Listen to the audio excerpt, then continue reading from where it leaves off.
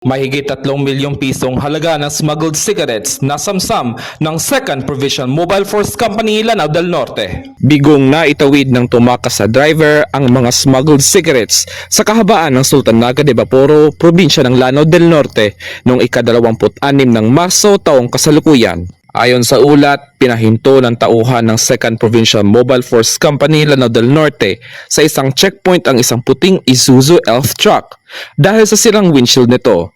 Ngunit sa halip na huminto ay bigla itong humarurot ng takbo, dahilan upang magsagawa ng hot pursuit operations ang ating mga tropa kasama ang Sultan Naga de Vaporo Municipal Police Station at 10th Maneuver Company ng RMF B10. Sa di kalayuan, natagpuan ang naturang truck na abandonado na sa Puruksay, Barangay Pandanan, Sultan Naga de Vaporo, ngunit wala na ang driver nito.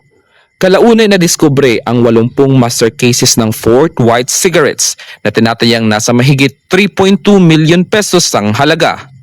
Nasa kustodiya na ng mga kapulisan ang nasamsam na sigarilyo at nakatakdang i-turn over sa Bureau of Customs sa lalong madaling panahon, habang patuloy pa rin ang pagtugis sa tumakas na driver.